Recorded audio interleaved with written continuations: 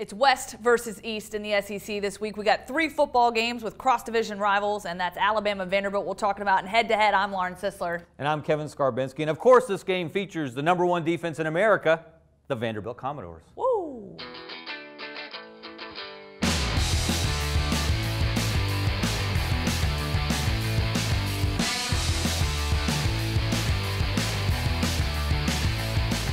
Kevin, to your point, Vanderbilt is the best in the SEC in points allowed per game. So I think a key advantage that Vanderbilt can use in this football game is making Jalen Hurts throw the football. We've seen some progression from Jalen Hurts. We've seen him be able to spread the ball around a little bit more. But if you can stop the run game, make him throw down the field, more mistakes, potentially turnovers, because Alabama hasn't turned the football over yet this season. I think that's a big factor in this football game. I also think, though, Alabama has some playmakers down there. Calvin Ridley, we saw him step out. Robert Foster, we saw him step up. So I think it's going to be interesting to see how they spread the ball around. Are they going to keep it basic? Are they going to try some new things that we haven't seen yet this season?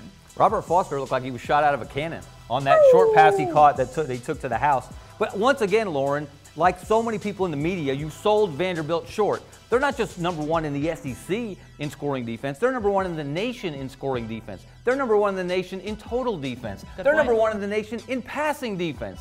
Now, the asterisk is that they played Middle Tennessee, Alabama A&M, and Kansas State, which scored only 7 points last week in Nashville. But this is a really good Vanderbilt defense. Derek Mason, that's his specialty. He's built that program nicely. He's in his 4th year. They've won 5 straight games in Nashville.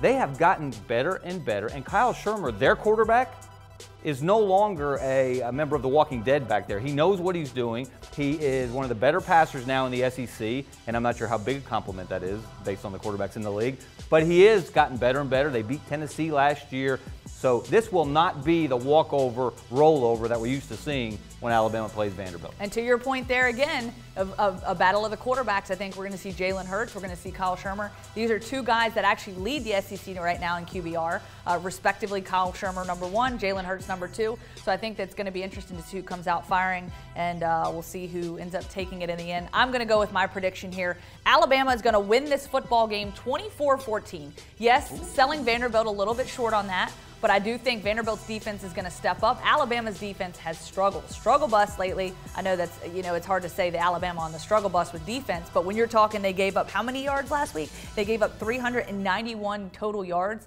That's not the Alabama defense we're used to seeing, and 10 of 17 on 3rd down conversions. So that's got to change, but hey, if Alabama takes care of the football, again, no turnovers yet this season. The turnover margin is in their favor, so if they can take care of the football, I think they win this one. Wait, did you say 24-14? I did, 24-14. Did I stutter? You didn't.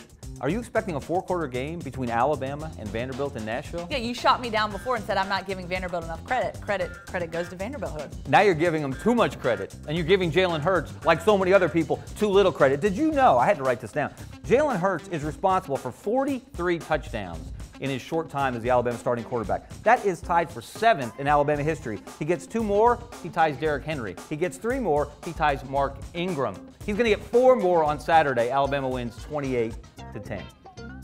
Well, Kevin, did you know that the SEC East has not had a winning record against the SEC West since 2008?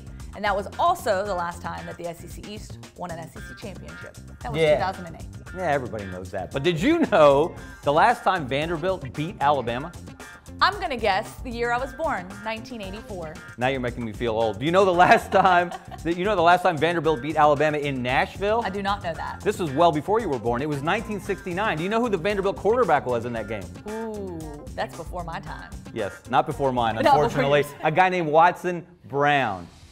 Watson Brown's not walking through that door Saturday.